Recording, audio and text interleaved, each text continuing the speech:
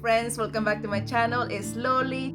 I can't wait to get in, so let's go into the video. DIY number 1. Here guys are all the things I'll be using for this DIY, and I'm gonna start by going ahead and gluing 2 tumbling tower blocks to the front and to the back of this wooden cross. I want to do this part first because I want that wood-to-wood contact, and I use a combination of wood glue and wood hot glue. Once the blocks were nice and set, I'm going to glue the cross onto the plaque using the same combination of wood glue and hot wood glue. And then after that was dry, I'm going to go ahead and paint my entire cross and the plaque using my white Black & Decker paint. I gave it 2 nice coats of paint.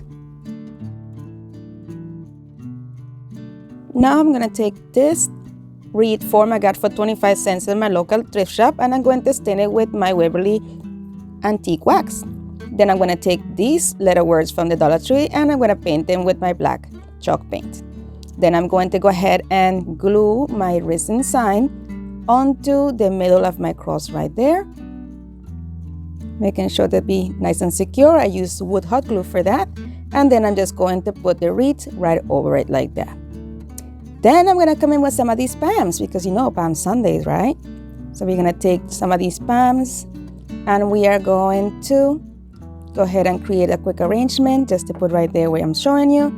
What I did here was add a tiny bit of hot glue to the stems to attach them together. I did 2 first, and then I placed the 3rd one on top of those and added another little dab of hot glue on top of that as well to secure it in place. But once that was on there, before the glue dried, I took a piece of twine and slid it underneath, and I tied it onto the Pams right into the glue, so the jute cord will be sealed into the glue as this dries as well.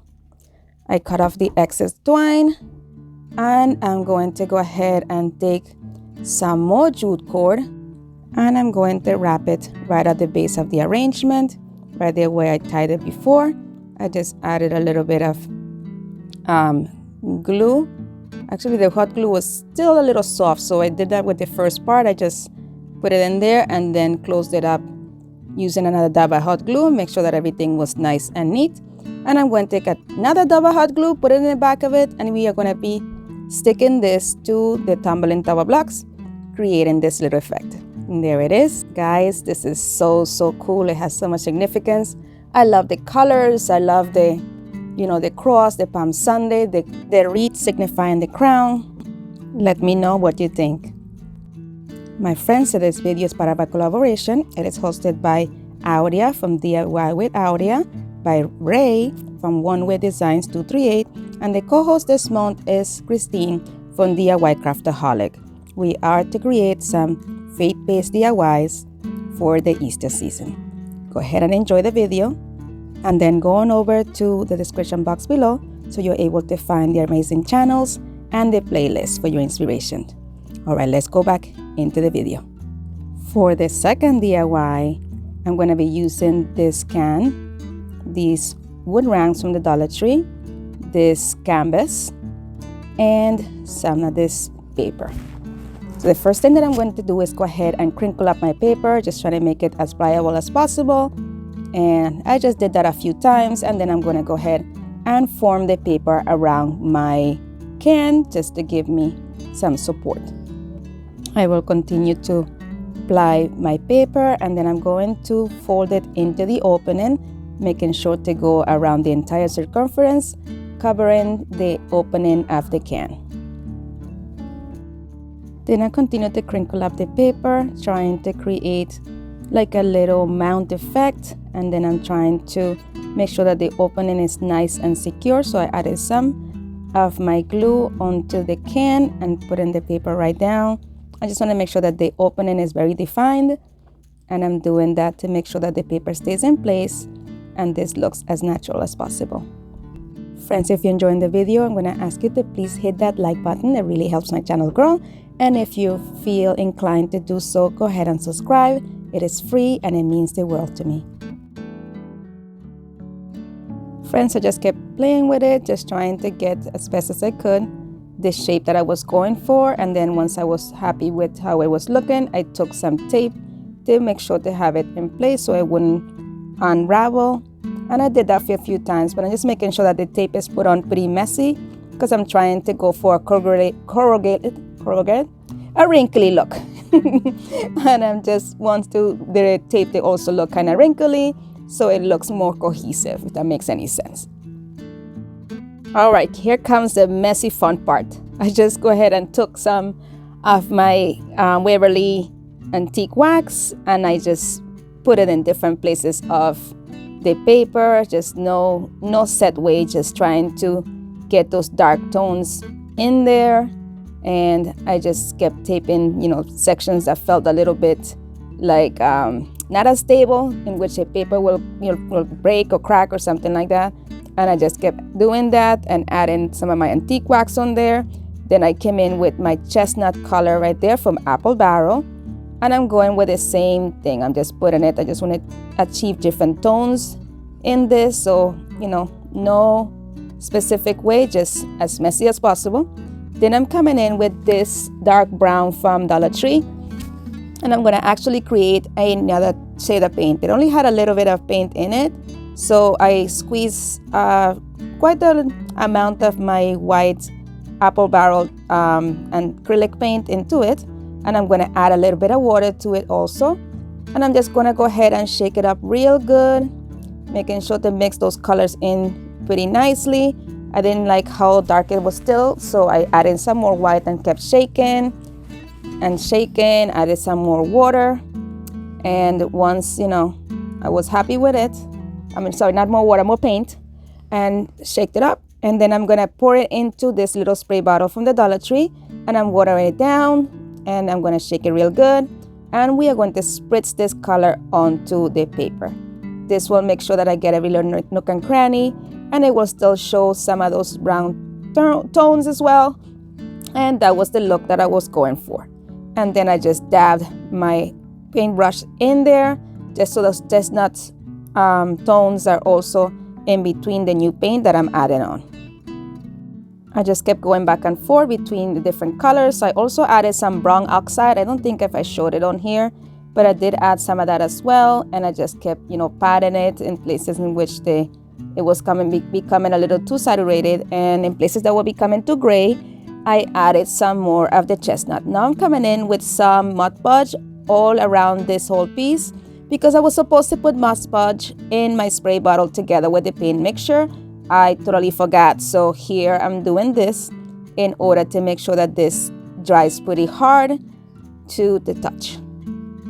I also wanted to add some more paint, so I just added the paint into the Mod Podge, and I'm applying both things at the same time. And as I'm using the canvas underneath as a painting surface, is also part of this DIY. So I just went over and mixed up all the colors that I used on the paper there onto the canvas right there. It's going to be kind of like ground, so I am trying to mix together all the same colors. I'm spritzing and I'm dabbing, and I'm trying to create that clay effect for the ground. I made sure to also paint the edges of the canvas to make sure that everything was nice and symmetrical and completely covered. Friends, don't forget this is a collaboration, so make sure to go over to the description box and visit the playlist. Here I'm just blending in all the colors. I'm just dabbing on a up and down, dabbing, up and down. That's usually what you do. And I just lifted up to make sure that I had the complete section covered, and I did. I'm just blending everything into place. And then I'm going to come in with some of this mineral paint from Waverly, and I'm going to just give the ground a little bit more of a lighter tone. So I just put it in the different places, and then I'm going to come with the brush and blend it in with the other colors to make it look a little bit more natural and cohesive as well with the other structure there. Yeah, I kept going back and forth, guys, between, oh, now it looks too gray, oh, now it has too much of a red tone. So I just kept going until I was happy. I'm spritzing some of that gray tone on here just to blend in that other lighter tone of gray a little bit so it looks more natural. Okay, now that I'm happy with the outside, I'm gonna go ahead and spritz that inside the inside. I'm just perfect at English today, aren't I? Anyway, I just spritzed it into the opening, making sure that everything was nice and covered, including the paper there, the opening as well. And then once I was happy with it, I'm going to add in some more of that red color. And I wanted to make sure that I added it into the opening as well. It seems like I added a little bit too much of the gray on that section, so I just wanted to turn it down a little bit with some of this red. And then of course I had to blend in this other red to make everything match, and I kept doing that back and forth until I was happy. I don't know about you guys, I love painting, like blending different colors. It's just so relaxing. Is that something you enjoy as well? Let me know it in the comments. Alright guys, so here I'm taking the wood round that I showed you earlier, and I'm taking some of this white lightweight spackle from Dollar Tree, and I'm going to cover up that hole with it, and I wiped off the excess. Then I'm coming in with the spray bottle and spritzing it onto there, and I'm using the paintbrush that had the chestnut color on it before, and I'm blending both colors in, making sure that this is completely covered, but I do want some of that wood to also show through to have that extra, you know, light on there and there as well. And I did that to both sides of the wood round.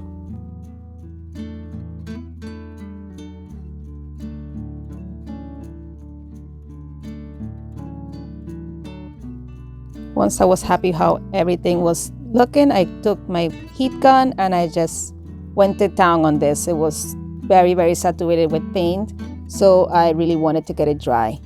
Then I came in with some of this Miller color, and I wanted the floor to be a little bit lighter as I finished drying this. So I just added some of that and blended it in, and now we are going to completely secure that onto our piece there. And then I'm doing that with the same side over there. I'm using wood hot glue for this. And then I'm going to attach this. Guys, I did this by mistake. I was so excited to do this that I forgot that I needed to put words on this in this thing before I stuck it on. If you recreate this, go ahead and write on it first and then stick it on. Look at me trying to write on this in that weird angle. I am so glad that it came out the way it did. It could have gone a lot worse, but I guess I had a steady hand today. What I'm doing here, I'm just using a small tip Sharpie to write the words. The tomb was empty, and then I went over with a regular paint pen and painted it in. Now I'm taking some of these craft sticks from the Dollar Tree, and I'm going to go ahead and cut one of the tips of it. And I'm also going to use 2 of these little blocks from the Dollar Tree. I'm going to first attach these things using some, wait for this, okay? I cannot cut that. Those were like super hard, so I used my snippers here to be able to cover that. Anyway, so once I got that done, I'm coming in with my wood hot glue once I switch that around, and I'm going to go ahead and stick one of the cubes onto the edge that I cut in a straight angle, and then I'm going to attach the other cube to the other side, sandwiching the popsicle stick on there as you see.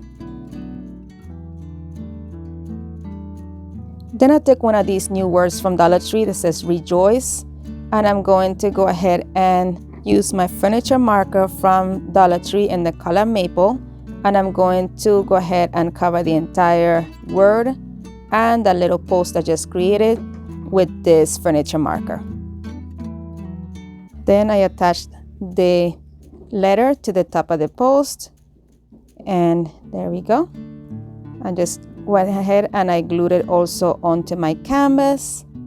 And now we're going to embellish this a little bit. I'm taking some more of those palms, and I'm going to take these 2. I'm going to clip them off, separate them into 2 separate pieces. I'm going to put a dab of hot glue at the bottom of that post, and I'm going to crisscross my palms in between them and just hold them in place until they dry. And just like that, we are done. Look at that, guys. I really like it. This was not what I intended to do using the paper, but it still worked out. Let me know how you like it. And again, thank you for watching. Be blessed, be a blessing, and craft responsibly. And if you would like to follow me on social media, here are my social media links. Thank you so much for watching, and go over to the playlist. Bye.